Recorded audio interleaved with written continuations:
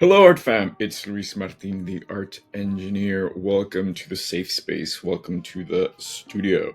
I'm glad you're here. I have my coffee. What do you have? Listen, before I start, as always, I invite you to become a patron. $5 a month keeps this sign on. And it supports everything we do, everything I do, and makes the world a better place.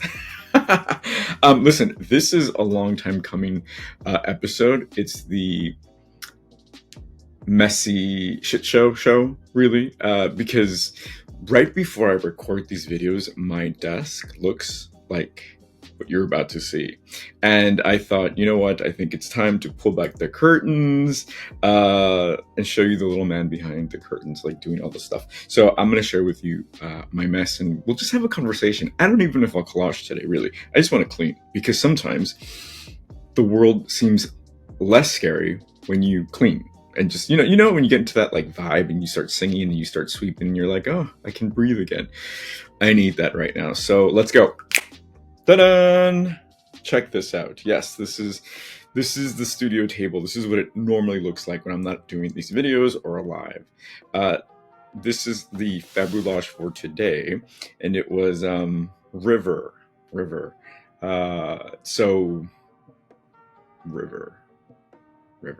I don't know. I don't know how to swim. So it was a stretch of my imagination. But I thought this was fun. I did a bunch of, like linear, like a stream. So here's the thing. We're having our collage art fam hangout meeting that we do every month this Saturday, and I'm inviting everyone to show and tell, to show one of their favorite collages from Fabulage. And to prepare everyone for this, I send them 3 talking points, because it's nice. It's really cool to be able to share and articulate about your work, right? You're an artist, so the art should really speak for itself, because if it doesn't, then it can probably use some work. But as a person, you should be able to kind of communicate some ideas that you were thinking about, right? So I'll share them with you. The first thing that I'm recommending people to do is tell us your favorite part of the collage. It's so silly how, as artists, we are kind of conditioned to feel almost too cool to have an opinion of our own work, or to want to talk about it, or to feel like a struggle, right? Like, oh, I was trying to, I wanted to. No, instead, how about you telling me what you really like about this? I really like this collage because I created these weird borders that kind of balance out the composition. End of story. I could keep on going, but that's enough. If you can just tell me one thing you like about your collage, about your life, about your wardrobe, you're winning, right?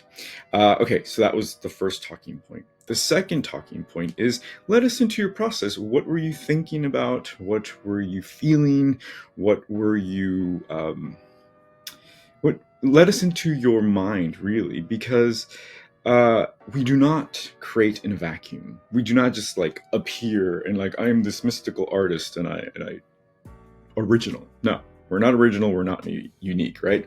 We are collectively unique, but we're not this alien thing. So we can share where this came from, right? So personally, for me, what was I feeling? I was feeling absolutely lost, because I'm in the world and I watch the news, and so I thought, oh, River, okay, this idea of letting go, right? And I think maybe that's why I put these barriers, because such a huge part of me just wants to be like, okay, I'm so done with this world, but at the same time, I feel protected by it, if that makes sense. I don't know. So the thing is that that's what I was feeling. What was I listening to? I listen to a lot of jazz. I listen to a lot of melodic music. So that plays into everything we do, right? Again, we do not create in a vacuum. So everything that is around you, the music you listen to, the conversations you have with people, your what you wear, it's going to play out. I mean, look at this. What did I just say? what you wear. Stripes, stripes, stripes, right? So it all plays out. So that's a talking point.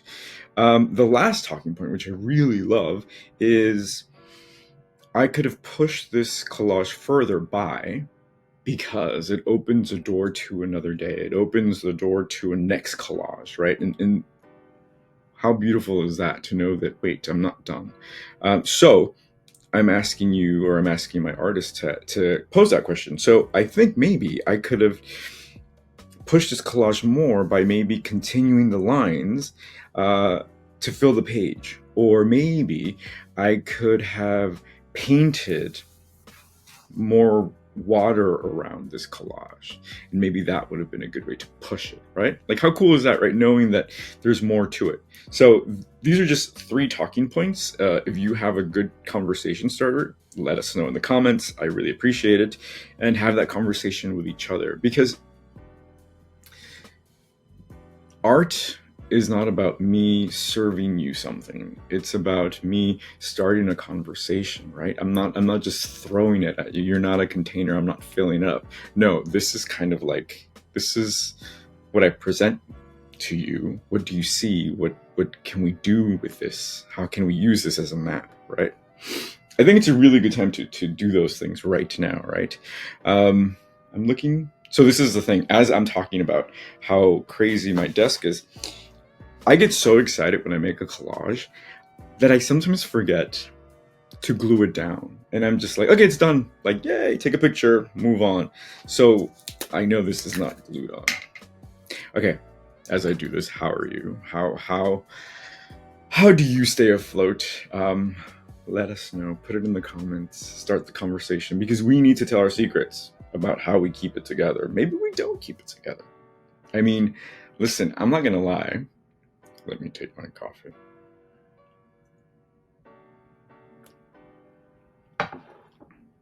I'm not gonna lie.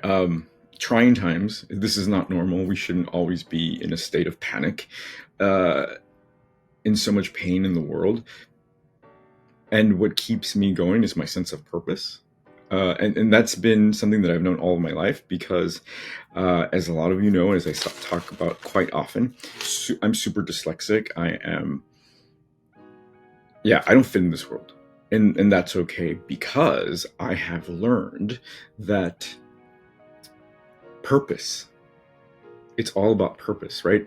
The way the world that we live in right now is very particular. So if you are, really good at certain things like math and business, you're going to thrive. But if you're sensitive and you see things that others don't, it's going to be a little bit harder. So knowing what your purpose is really anchors you to be able to create pink light, to create space, to create collages, right? So if you do feel a little bit overwhelmed, rightfully so, by everything, know your purpose. And maybe your purpose is just to be an example of survival, to be an example for your kid, for your partner, right? So see, this is all willy-nilly, and honestly, I don't care. So collage actually came about around the same time as the Dadaist. And the Dadaist was an art movement that came about because of war, right? I think if you know anything about art, which you don't really have to really, there's a painting of the Mona Lisa that Marcel Duchamp did. And there's these words on the bottom, and it said, if you read the letters out loud in French, it says, "She has a hot ass." And it was sacrilege, right? Because the Mona Lisa is kind of like the Mother Mary of art. But the whole point of that, which is so relevant now, again, is if life isn't precious, then why should art be precious? Why should we bow down to Da Vinci or any of this shit, right? So I think it's time to go back to that. So even with my work, I'm very like, you know what? It is what it is, and let's make more, right? So let's do that. We might call this the Unhinged episode 2, which I have plenty of those, I know. So look, I put them in a thing, in a portfolio. But I also sometimes I'm working on so many things um, that I just let it evolve, right? So let's excavate here and see what we have on the table. So, oops, sorry, a blade, good thing to have. So look at this, like, God, this is so beautiful. I don't even know what it says, but it's just so many, the typography is so beautiful and kind of reminds me of my shirt, right? So see these connections, that what I look for in art is what I look for in clothes and music. I don't shut up about Sade. There's this one song, Is It a Crime? And I think I like it for this reason, because it's so contrasty. The song goes from way up here and then it drops down here. So the more aware you are of the things that move you, the easier it is to find the things that you love and to go away from the things that bring you dis-ease, right? There's a little fly in here, you guys. Disease. Okay, so I also collect stuff, right? So this, do you guys know about this guy? I'm telling you, today I'm just gonna let the tea out, right? And make these crazy faces. So let me get a white wall so you can see. Does anyone know who this is? 10 points if you do. So I was raised in museums. I started working in museums as I was a kid. And this work, I was surrounded by this person's artwork. What is it? Yes, Mark Rothko. Rothko's work, and it's expansive, it's beautiful, and it's super cool and like withdrawn, right? Because we have no idea what the hell this is about unless we know a little bit about the history. It doesn't give us much information because that's how they did it. And again, this is a product of war, right? During the time, so people were too cool to care. So they were a little bit more expressionistic, and these were all, the people who made it to the museums were white men. This was one of them, and it was beautiful, and I fell in love with it. But the story is so annoying, you guys. So he was part of the Marlborough Gallery, and these jerks knew that he was in a bad mental place. So they stopped promoting his work so it wouldn't sell until he committed suicide, because they knew he was on the verge. So they let him do that, and then the art multiplied in value exponentially. And to this day, he's very famous, and he didn't get to really enjoy that, right? So, there's this dichotomy of artists being these tortured artists that kind of come to serve as kind of, I don't know, as examples of fizzling stars. It's a little bit different now. I think now it's more like the singers and the actors that have done that. But as an artist myself, I know that we perpetuate these like struggling myths, which is why I tell you, like, if you can start talking about your work by the things that you love about it, not what you tried to do, but what you achieved, it's a good thing, right?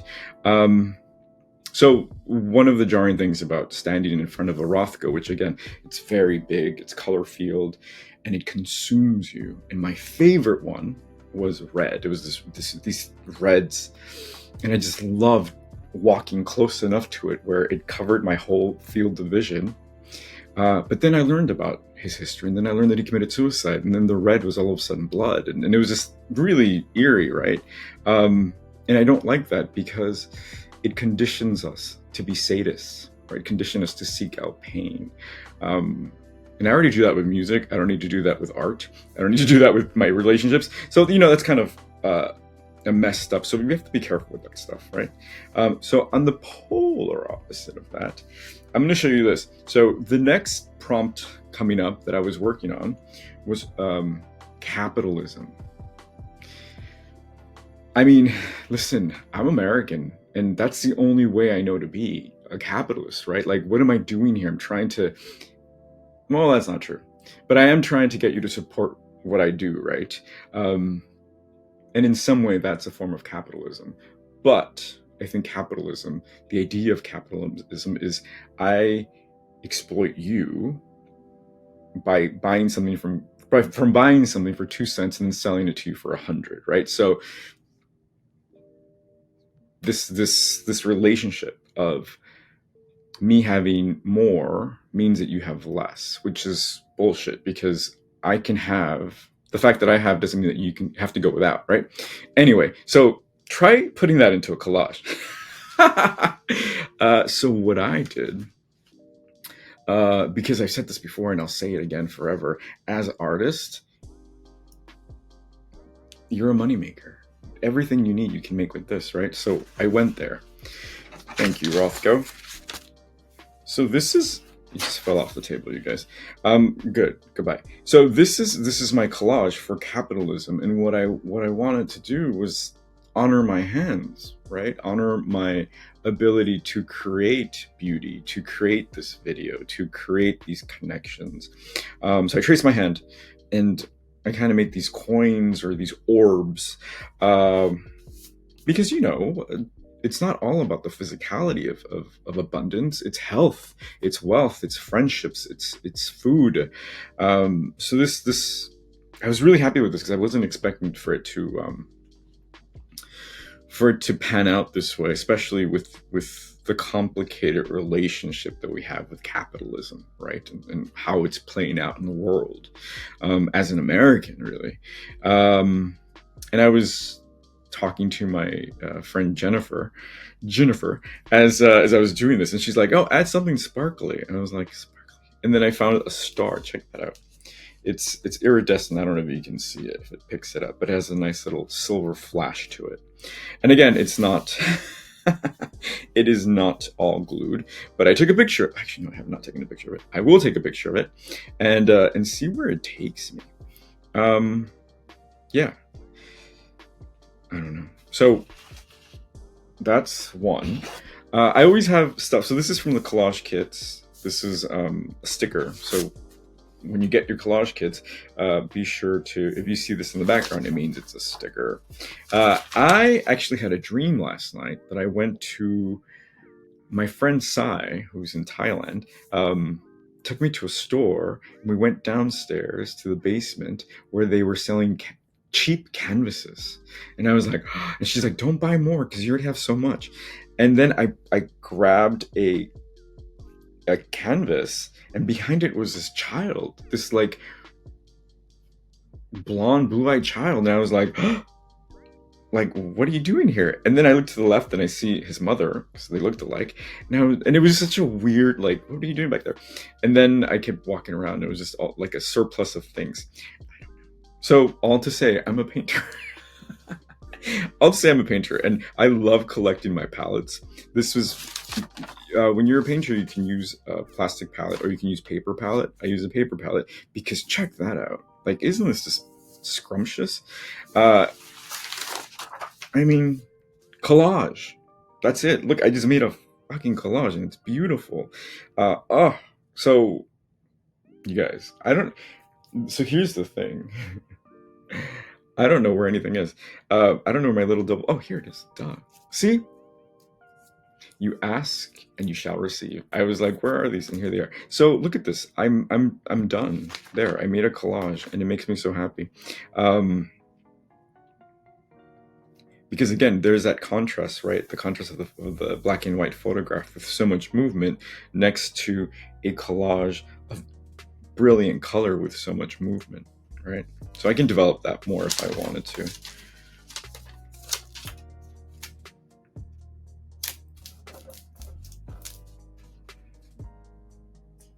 Oh, that's so cool. I don't like how wonky I cut that. Let me see. I have some vinyl letterings here. What's a good letter? I love X. You know I love X. I don't know. Oh, look, see? So these are things that we add to the collage kits. Oh, here we go. Ampersand? No, ampersand. Blup, blup, blup. Oh, here we go. You guys, I found some dots. So this is my favorite way to collage, honestly. It's like a sea of scraps, and I just have a conversation with my hands, and I let the colors, I let the objects tell me what to do. I had a client once who wanted to do videos, and she's like, oh, I get so nervous, and I don't know what to say. I don't know what to do. And the thing that I always say is like, well, remember who you're doing this for, right? You're not doing this for them. You're doing it for yourself, because you have to honor that you are a funnel, you're a vessel, you're a tool to create the beauty that has to exist in the world. Is that a little wooey? It should be, because I think it's time, you guys. I think it's time. We have to not be afraid of our woo to get through what we're going through, right? So get your hexes ready. So this is going, well, let me see, do I have more? I wish I had more little circles, because I don't like this because there's no contrast. You saw that? I also don't like red and yellow together because it reminds me of ketchup and mustard. Okay, this is interesting. So, this might turn into something, or I might find something like this and be like, what's this? And then realize that for some reason I collected a bunch of little U's. You. Actually, I think this was from last year's February. Okay, what else do I want to show you? Do I want to show you more, or what do you want to see? Okay, I really need to clean this. Look at this. So I am silly, and I take pictures of Instagram and then I print them because I don't want to forget them. So this is something that someone posted, and it says, it's from Rupi Kaur, and it says, despite knowing they won't be here for long, they still choose to live their brightest lives. Sunflowers. That's it, right? Constant reminders. Okay, let's see what else. So I have this. It's a show and tell for me too, you guys. I have this. Look at this. This is beautiful. I got this at an estate sale. I don't know who she is. She's gorgeous. I don't want to touch her. I might have to give this away to somebody. It's just too beautiful for me to touch. But look how bold her gaze is, right? So when you encounter art, I don't like telling you what not to do, but I'll tell you now. Try not to compare it to art you've seen in museums, right? Like, don't say, oh, this reminds me of a Picasso, or this reminds me of, like, the Mona Lisa, because it takes away from the art and the artist's experience, right? It automatically creates a ruler that was not designed with that artist in mind or the artwork in mind. So when I look at something like this, I forget about everything I've ever seen and just look at this and let it speak to me. So right off the bat, I look at this person, I say, wow, look at the gaze, right? And then I think, this is a black and white picture, and she's a woman, and there is something very unabashed about the way she looks into the camera, right? Her head's kind of bowed, but she's still very strong. And look at her hair, right? She's not fussy about her hair. It seems like she almost reminds me of a teacher, perhaps. Someone with a mission, right? And again, anytime you say or utter a word, it's a reflection.